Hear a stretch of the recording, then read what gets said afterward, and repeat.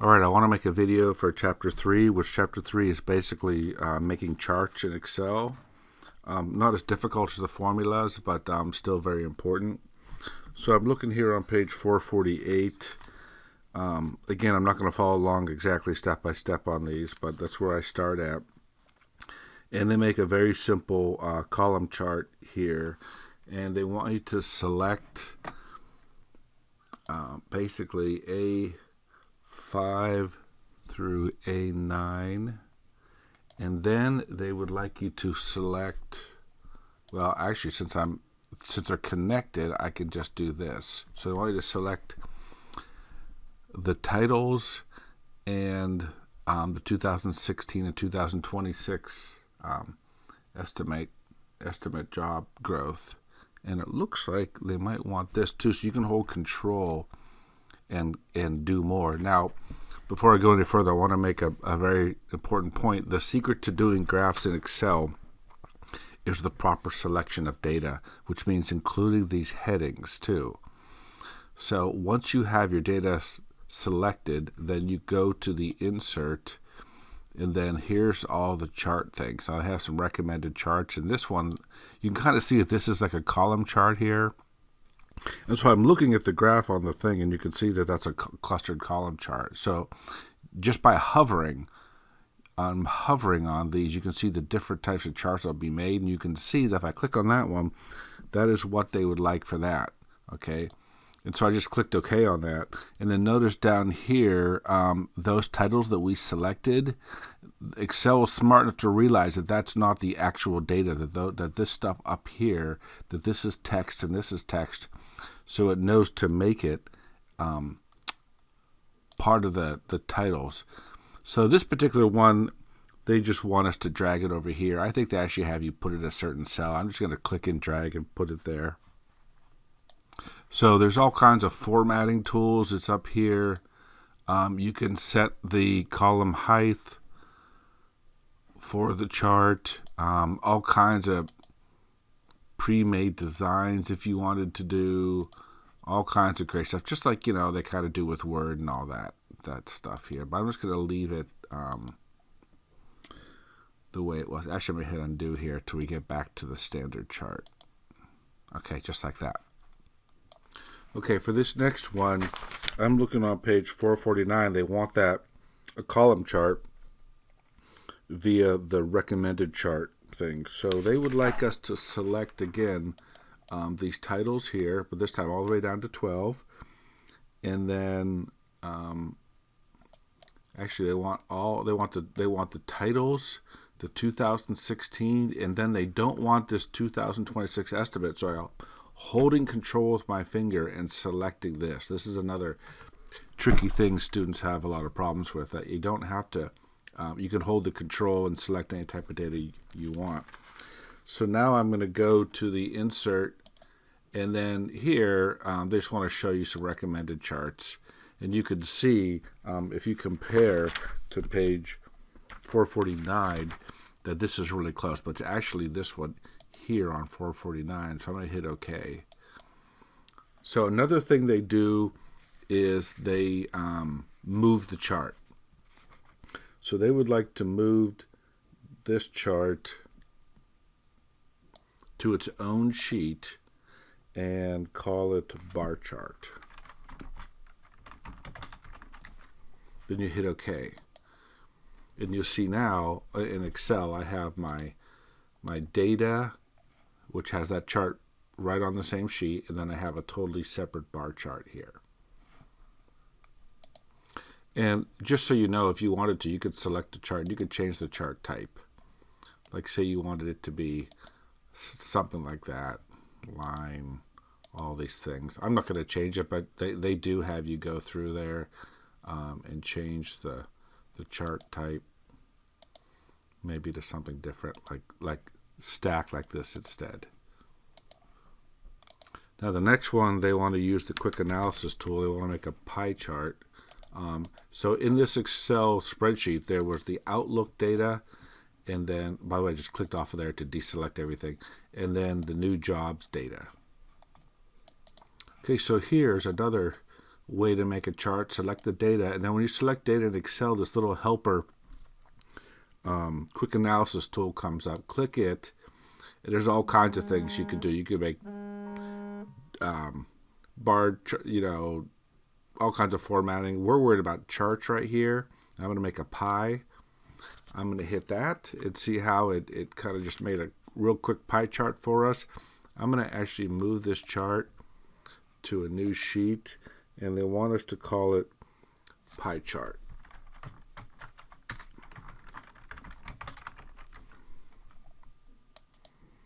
Hit OK. So there it is. Again, here it's on its own sheet. Okay, so I'm going to actually move some of this around. I'm going to take our data, and as you can see on the tab down here, I'm just going to move it so our data is to the left. So I have data, data, bar chart, pie chart. They don't do that in the hands-on exercise, but I wanted to show that you could do that if you wanted to. Okay, the next thing, I'm looking on page 452, create a combo chart. So these are kind of interesting. I'm going to select, if I can, the titles here, and then they want us to hold control and number of new jobs and percent growth. Now the reason why we would want a combo, because see how these are like 10,000 and 300 and some thousand. This is in percentile, so we can't really put these on the same chart. So we need the idea of a combination chart, and I'll show you what I mean. So I'm on the insert, and this little thing right here is the combo chart. I'm going to hit the down arrow, and I'm going to hover to see which one makes sense. So this one here, where I'm putting the percentile on the line, and then the number of new jobs is like a column chart. So I hit that, and we have that chart there, and I believe they want us to make this on a new sheet also. So move chart, new sheet, and I'm going to call it combo chart. Okay, so again, the data selection is the key. And holding that control button while selecting data is very key.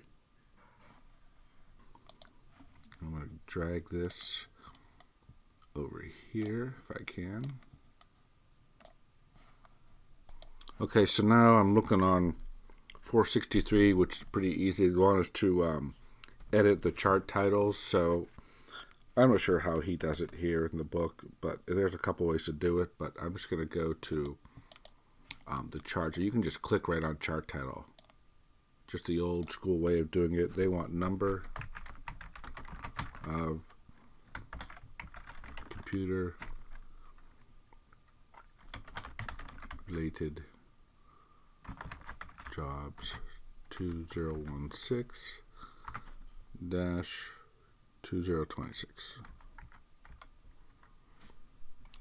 and that needs stretched out a little bit if we can.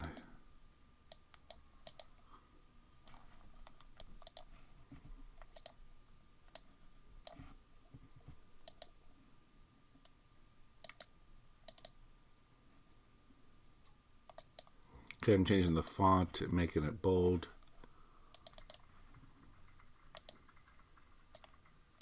Oh, didn't mean to stretch out that far, just a little bit. There we go.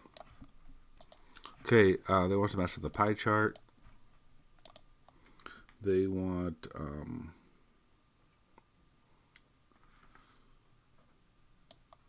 change this title here.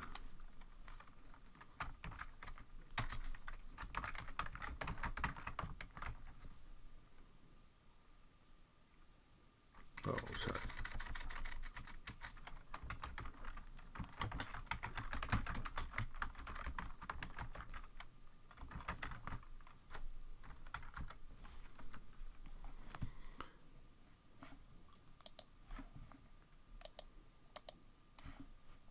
Okay, so this axis here is kind of big, so they want us to mess with that a little bit. So when you click on it, notice this stuff here shows up. Okay, and one of the things they want you to do is to double click on this axis here, and then this little format access thing opens up. Now notice we have this extra space on top of here, so they want us to make the maximum value is 1.6 times 10 to the 6th power. And leave, I believe, and leave the 0 alone. And if we hit OK, hit enter there, notice how that bar stretches up a little bit and our maximum value is 1.6 here. So that just makes better use of the chart space. And then down here, display units, what this is going to do is, see how I have all these extra numbers, especially down here, all these extra thousands that are kind of obvious. So if I change display units to thousands, okay, it puts a little thousands here and then makes that thing smaller. So this is 200,000, 400,000. You've seen that before in charts. Okay, on page 465 over on the pie chart, they want us to mess with this a little bit. Okay, so they want some data labels on here. And they would like to have the, I believe it is inside end right here. And then they would like us to format these. And it looks like they want the percentage, not the value. Oh, I didn't mean to do that. Okay, they want the percentage. They don't want the value. And they would like these to be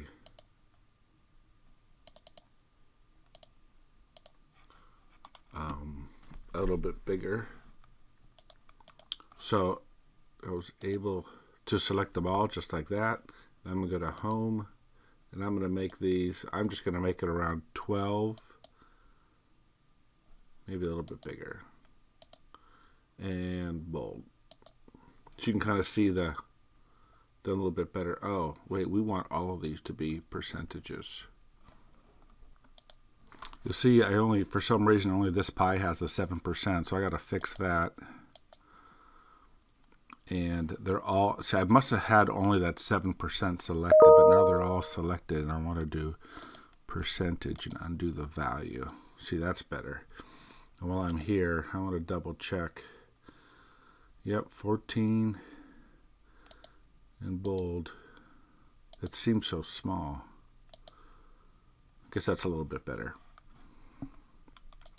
Other things we can do to make it look nicer if you wanted to is like if you go to this paint bucket fill thing, we can do like the book. I'm looking on page 466 and they put up a texture fill in there. And so here's the textures. You can't really see this box. Hold on, let me make it so you can see this box. I have to slide this way over.